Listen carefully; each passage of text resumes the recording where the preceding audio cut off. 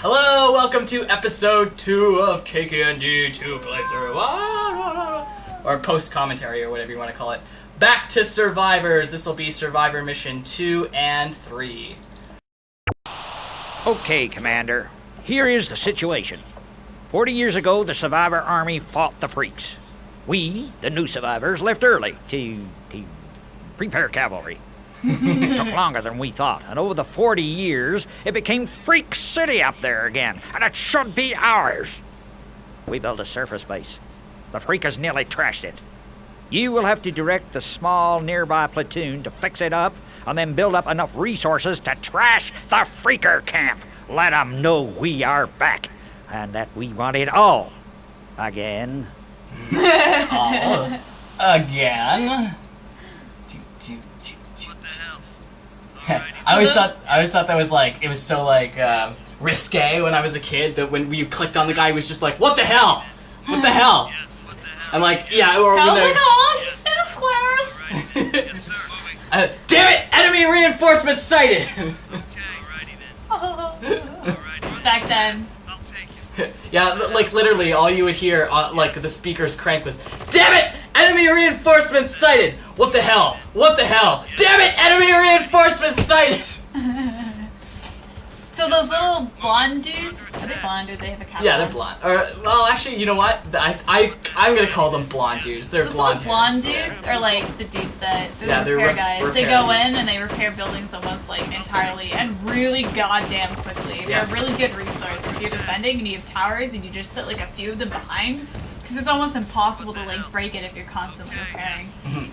Because like buildings die so slow in this game.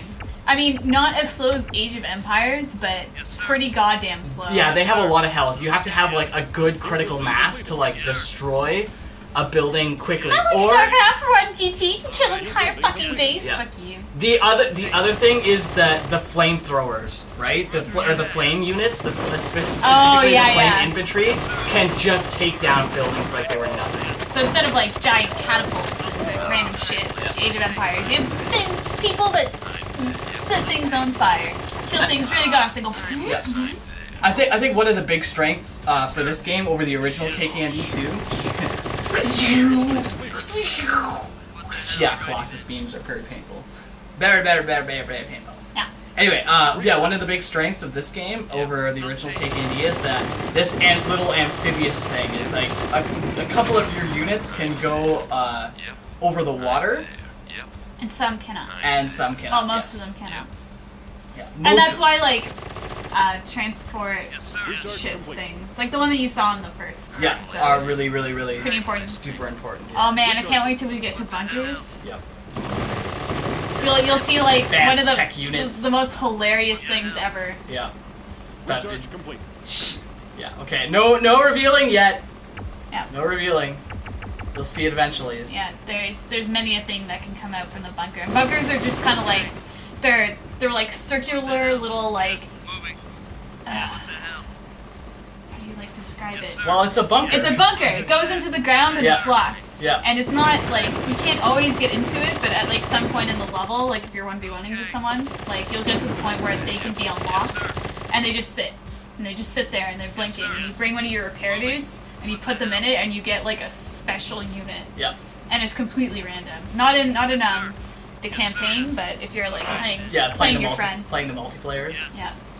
Yeah, we'll get that eventually. Like When we get it working. Yeah, when we get it working, we have a really hard time getting old games to work. Like we have this problem with Baldur's Gate and Icewind Dale. Like yeah, we tried like Descent?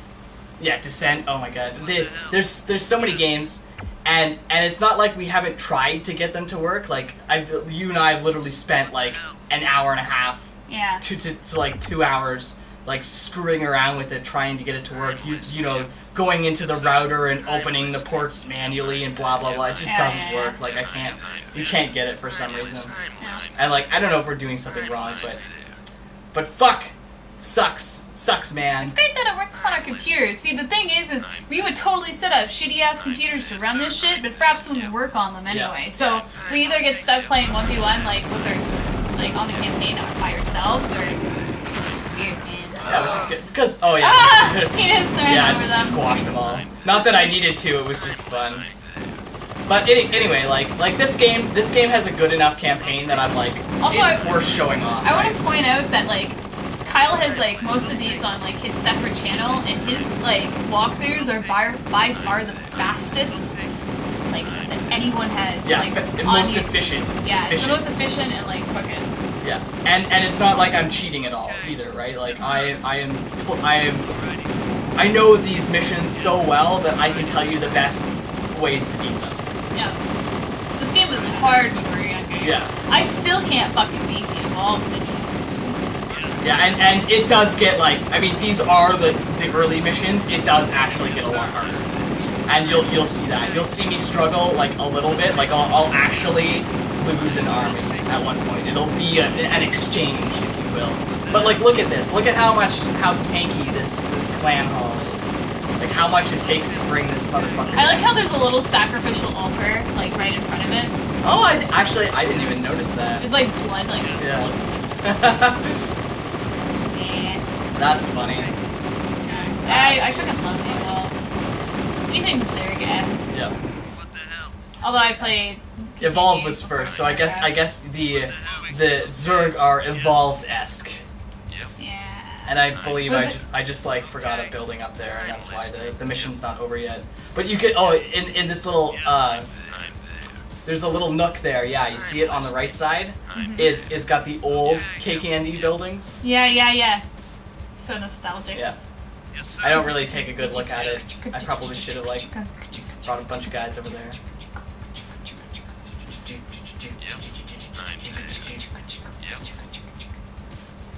Also, the pathing in this game is kind of a little bit wonky. Yeah, you need to. Oh yeah, I didn't. I left it with like that much health. And it's really cool. Like you'll see that like some of the oil patches can catch fire. Yeah. When that happens, like the resources within it start to burn. Like obviously, you have a normal oil rig would happen. Like you burn the resources, it's gone in the air. So yeah, the metagame. I'd imagine the metagame for like really good players is to like take like one fast bike or something like that and go around and just like light your opponent's oil patches on fire so that they can't. Hilarious. Yeah, I know, that would be so good. So that you'd have to like grab them as quickly as possible. Yeah, or like, but even one hit sets them on fire. It would be so hard. Mm-hmm. Oh, all right, man. mission 3. Mission 3. Hey, Commander, I've been busy, and I invented a new vehicle which I call the Hank's Hover Buggy. It'll go over land, it'll go over water, but if it goes over a cliff, you'll be paying for it, pal. You'll have to take some buggies up a river for this mission. The Hickbots have holed up one of our camps. We want to get an offensive force up top, then come at the rednecks from two sides. I'm supplying the vehicles. You work out the finer points. Oh man, this is my favorite. Yeah, no. Yeah, anyway. Kyle! What? Yeah. What? Okay, the voice acting in this game is fucking impeccable. Yeah, it's actually really good. Like there's enough processing on the voices for the Evolved and the Series 9, and the voice acting itself and is strong enough. Yeah, exactly. I mean, it's kind of cheesy, yeah, but it's cheesy in the very charming, awesome kind of way. Yeah. And okay, And yes. This is a mission I know like the back of my hand, which is why I'm making 10 repair guys right now. Now, you'll see what's I didn't understand it either. Yeah. I'm like, Kyle, are you like, what are the you fuck? like daft? Are you like Kyle going to... has measured it out to 10 specifically, yeah, too. 10. And when I played this playthrough, this is a number I got from my childhood, right? I knew when I was like 12 that it took exactly 10 to do this. I'm gonna run across the river here, and this A whole seems bunch like of them are gonna die, yeah. and one's gonna survive. Well, All actually, three survive. normally only one survives. If you Yeah. get lucky, sometimes 3 survive, Yeah. or 2 even. But most of the time you lose all. And this is what Corinne and I were talking about last. Is there's gonna be And this is fucking my favorite song, like out of like all of the KKnD. I don't know, because of like, It's got Well, like once such it a picks heavy up. jazz influence, yeah. and just the concave. Yeah. And it's like, I don't know, harder to appreciate this, but... So here's So he opened up a bunker. Yeah, open up so a bunker. that's why you have the repair guy there. Yeah. And that's called the duck. Yeah, the duck bot. No, The it's duck bot? this. It's like its technical term is the Sentinel droid, but we always called it the duck bot when we were kids It's a duck because it bot. has like the duck looks bill like a laser. duck. Yeah. Researching.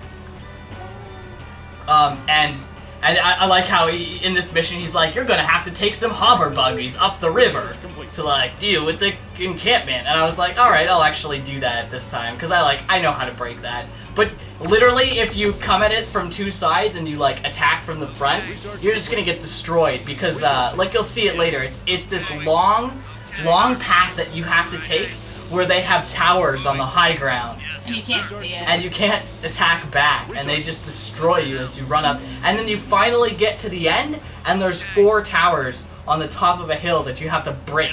Not to mention all the units that they've been building. Man, games back then used to be so hard. Now it's Yeah. so easy. Yeah. Well, it's like my mind has evolved so well in terms of strategy. Like playing games like StarCraft has allowed me to take like Oh my god. the decisive actions required to, you know, get myself the tactical advantage, or like understand that I need this much critical mass even to like break this location or something like that. I am so happy that there's like a sunken rib cage that's just protruding from the low ground. Look how cool it looks I know, now. it's massive. And like the shading on it's so good. And there's Yeah. just a giant like fucking like Yes, sir. Yeah, the aesthetic in KKnD games were literally like the best. I'm if somebody could tell me what happened to Melbourne House, is that what it's called? Like the devs, Yes, sir. like where did they go after KKnD? Because like I'd be interested to see what kind of works followed or preceded them. Because like this is literally Yes. one of the best games I've ever played. Yes, sir. Like it is one of my favorites. Alrighty then. Yes, sir. Alrighty, yes. What the hell? Also, you don't get a map until you research it. Yeah, exactly. You have to research the minimap in the outposts. Yeah. Yeah. Along with getting buildings, you also get the. And it's cool because if this became like, you know, big strategical 1v1 game, like that map would not be important until way later. So you'd focus like your upgrades on other things because you don't really need it. Like the vision that you have now is like only important if you see something within it. So early in the game, you're not going to have a lot of vision. Yeah. And the vision that you do have, you should be looking at that vision anyway. So Exactly. you know that there's something It's less there. about watching the minimap. Whereas in StarCraft, also you'll notice that the minimap doesn't encompass the entire map. You only get like a certain section of it, and then here I'm going to scroll up, Yeah. and it's gonna actually come up with Which it. makes it harder. Yeah. With games like StarCraft, the minimap is literally the whole map, and it's static. It doesn't change. Also, the minimap is so like if you look at fucking like Age of Empires, like you can't, you know, you pick the color gray and you match stone Yeah, on the exactly. fucking minimap. So you don't like really, and these spheres coming in from coming in on an angle, it's so awesome. Yeah.